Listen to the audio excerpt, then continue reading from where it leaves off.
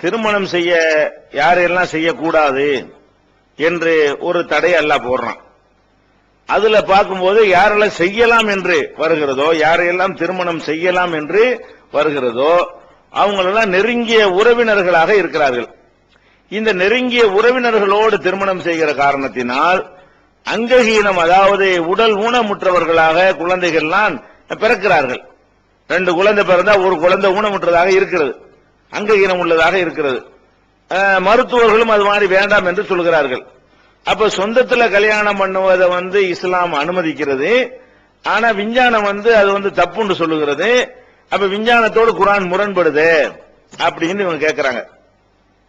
இதுல முதல் விஷயத்தை நீங்க விளங்கிக் கொள்ளணும். இந்த சொந்தத்துல கல்யாணம் பண்ணுவதை மார்க்க அனுமதிக்கிறது உண்மைதான், அதுல எல்லாம் மாற்று கருத்து கிடையாது.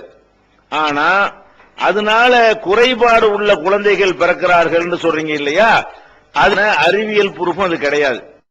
விளங்காம சில மருத்துவர்கள் சொல்றாங்களே தவிர அது அறிவியல் என்ன அறிவியல் எப்படி இருக்கணும், ஒண்ணு கணக்கெடுப்பு நடத்தி அப்படி காட்டப்பட வேண்டும். நீங்களே சொல்றீங்க 3க்கு 2 அப்படி பறக்குதுங்கிறீங்க, அப்படிலாம் எங்களுக்கு தெரிஞ்சு பறக்கவே இல்லை. 3க்கு 3 வீட்டுல அப்படி இருந்தால் 2 அங்கமா பறக்கிற மாதிரி எல்லாம் நம்ம எங்க பகுதிகளில் ராமநாதபுரம் மாவட்டம் போட்டு ஒட்டுமொத்த தமிழ்நாட்டை எடுத்துக்கிட்டீங்கன்னு சொன்னா மாமா மகளை அந்த மாதிரி தான் கல்யாணம் பண்றாங்க முறை பொண்ணுன்னு சொல்லி. இப்படித்தான் 99% திருமணம் நடக்கிறது. அதே மாதிரி அரபு நாட்டில் எடுத்துக்கிட்டீங்கன்னு சொன்னா சித்தப்பா மகள் பெரியப்பா மகள் தான் என்ன செய்யறாங்க, அவங்களும் திருமணம் செய்கிறார்கள். ரொம்ப சர்வ சாதாரணமா இது நடக்கிறது. அங்கெல்லாம் நல்ல அரபுகள் தான் நல்ல ஆரோக்கியமா திரகாத்திரமா ஒவ்வொருத்தரும் 4 கல்யாணம் பண்ற மாதிரி நல்ல ஆரோக்கியமா தான் இருக்கிறான். அதனால ஒரு பாதிப்புலாம் ஏற்படவே இல்லை. அப்ப இதனால இந்த பாதிப்பு ஏற்படாமல் இருக்கும் பொழுது ஏற்படுது நீங்க தப்பா நினைக்கிறீங்க. அப்படிலாம் 4 வீட்டுல ஒரு வீட்டுல அப்படி நடக்கிற மாதிரிலாம் நம்ம பார்க்கவே இல்லை. இந்த ஊனம் இந்த மாதிரி குறைபாடுகளுக்கு சொந்தத்துல கல்யாணம் பண்றதுக்கு எந்தவித சம்பந்தமும் இல்லாம இருக்கும் பொழுது விஞ்ஞானிகள் சொல்றாங்க, மருத்துவர்கள் சொல்றாங்கன்னா அவங்க அறியாம யாரோ ஒருத்தர் சொல்லி விட அதை பரப்பிட்டு இருக்கான்னு சொல்ல முடியுமே. என்ன இவங்க பண்ணணும், ஒரு ஊர்ல போய் லிஸ்ட் எடுக்கணும்.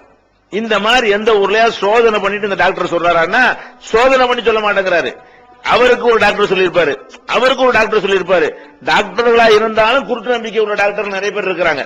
விஞ்ஞான பூர்வமாக இருந்தா தான் ஏத்துக்கொள்ளணுமே தவிர விஞ்ஞானி சொல்வதெல்லாம் ஏத்துக்கிற கூடாது.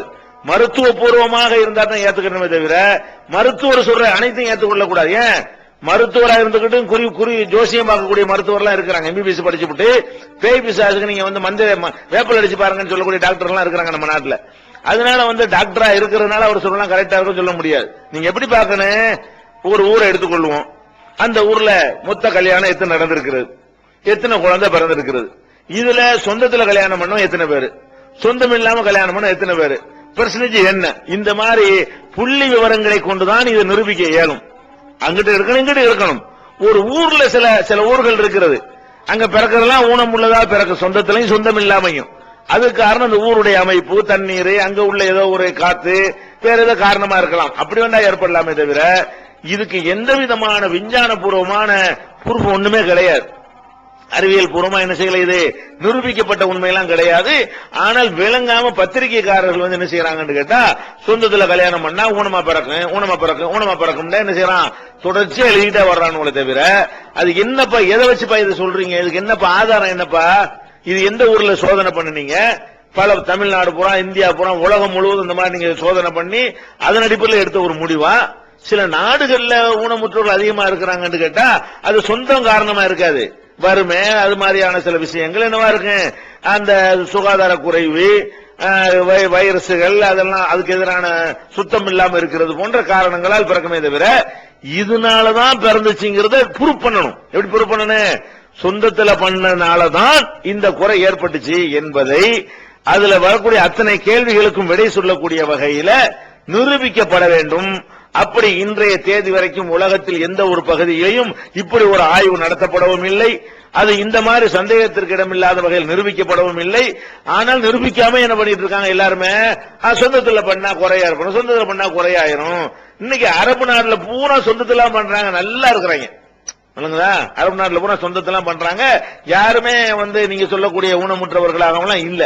நீங்க எந்த ஊர்ல இருந்து சொல்றீங்களோ தெரியல, 2 குடும்பத்துல பண்ணா ஒரு குடும்பத்துல 2 புள்ள பிறந்தா ஒரு புள்ள இந்த மாதிரி ஆயிருதுங்கிறீங்களா, அது எங்க உள்ளதுன்னு எனக்கு தெரியவே இல்லை. கண்டிப்பா அப்படி இருக்கவே இருக்காது. நீங்க டோட்டலா உங்க ஊர்களில் நீங்க டெஸ்ட் பண்ணி பாருங்க. உங்க ஊர்ல மட்டும் அப்படி இருக்குமே, ஆனால் பிரச்சனை உங்க ஊர்ல என்னமோ இருக்குன்னு அர்த்தமே தவிர சொந்தமா இருக்காது. எல்லா ஊர்லயும் நடக்கணும்ல அது மாதிரி. உங்க ஊர்ல இந்த கேள்வி கேட்ட சகோதரருடைய ஊர்ல அது மாதிரி இருக்குமே, ஆனால் அந்த ஊர்ல என்னமோ ஒரு மேட்டர் இருக்கிறது. சில ஊர்ல தண்ணி பிரச்சனை இருக்கும், சில ஊர்களில் அந்த உடல் ஆரோக்கியத்தை உயிரணுக்களை பாதிக்கக்கூடிய ஒரு அம்சங்கள் இருக்கும். அல்லது அந்த ஊர்ல 50 பேர் பீடி குடிக்கிறவனா இருப்பான், பீடி குடிக்கக்கூடியவர்களாக புகைப்பிடிக்கக்கூடியவர்களா இருந்தாங்கன்னு சொன்னா அவங்களுடைய உயிரணுக்கள்ல பிரச்சனை ஏற்பட்டு குழந்தை அது பாதிக்கும். அப்படியான பழக்க வழக்கங்கள் காரணமா இருக்குமே தவிர சொந்தம் தான் காரணம் சொன்னா எல்லா பக்கத்திலையும் அதை காட்டணும், எடுத்து காட்டணும். சொந்தத்துல இல்லாம கல்யாணம் பண்ணது எல்லாம் ஆரோக்கியமான முறையில இருக்கிறதையும் காட்டணும். சொந்தத்திலேயே கல்யாணம் பண்ண மாட்டேன் பாருங்க, அந்த மாதிரி பகுதிகளில் எந்த குறையும் இல்லாம இதெல்லாம் ப்ரூஃப், இப்படிலாம் ப்ரூஃப் பண்ணப்பட வேண்டும். இப்படி எந்த ஒரு ப்ரூஃபும் கிடையாது.